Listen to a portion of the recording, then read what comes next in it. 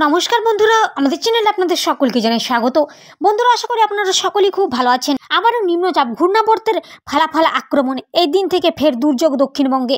সকলে হয়ে যান সতর্ক। কি জানিয়েছে এই মুহূর্তে আলিপুর হাওয়া অফিস, বিস্তারিত জেনে নিন ভিডিওতে। তাই ভিডিওটি কোনো রকম স্কিপ না করে অবশ্যই শেষ পর্যন্ত সঙ্গে থাকুন। আবারও একবার বদলাতে চলেছে বাংলার আবহাওয়া। ফের একবার বাংলার কপালে নাচছে বৃষ্টি। হ্যাঁ বন্ধুরা, ঠিকই শুনেছেন। এমনিতে হাড় কাঁপানো ঠান্ডায় নাজেহাল বাংলার সকল মানুষের, তারপর আবার বারবার বৃষ্টি, ঘন কুয়াশার দাপট, সব মিলিয়ে বাংলার আবহাওয়া যেন এক প্রকার ভয়ানক রূপ নিয়েছে। এদিকে নতুন করে বঙ্গোপসাগরে ঘূর্ণাবর্তের চোখ রাঙানি লক্ষ্য করেছে আলিপুর হাওয়া অফিস, যে কারণে ফের একবার চলতি মাসের শেষে এবং ফেব্রুয়ারি মাসের শুরুতে মেঘলা আকাশ ও বৃষ্টির মধ্য দিয়ে যেতে চলেছে বাংলার পূর্বাভাস। এদিকে বর্তমানে বিভিন্ন জেলায় ভয়াবহ শীত ও শৈত্যপ্রবাহ বয়ে যাচ্ছে। আজ কলকাতার স্বাভাবিক তাপমাত্রা 13 ডিগ্রির থেকেও কম। আগামী 3 দিনে রাজ্য জুড়ে উত্তরে হিমেল আবহাওয়ার দাপট থাকবে এবং তাই আগামী 3 দিন রাজ্যের বেশ কিছু জেলায় শৈত্যপ্রবাহের সম্ভাবনা রয়েছে।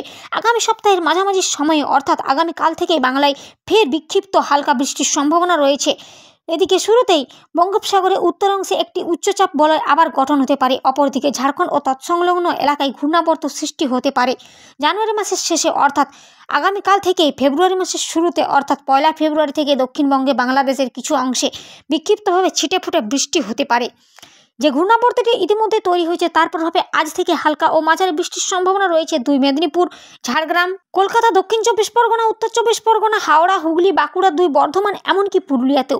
ইতিমধ্যেই ঘন কুয়াশা রয়েছে মালদহ, উত্তর ও দক্ষিণ দিনাজপুর, কোচবিহার, জলপাইগুড়ি, দার্জিলিং এবং শিলিগুড়িতে। এ ছিল বন্ধুরা আজকে রাজ্যের আবহাওয়া নিয়ে বিশেষ কিছু গুরুত্বপূর্ণ আপডেট। এরকম প্রতিদিনের প্রয়োজনীয় আপডেট পেতে চ্যানেলটি অবশ্যই সাবস্ক্রাইব করে পাশে থাকা বেল আইকনটি প্রেস করে আমাদের সঙ্গে থাকবেন। ধন্যবাদ।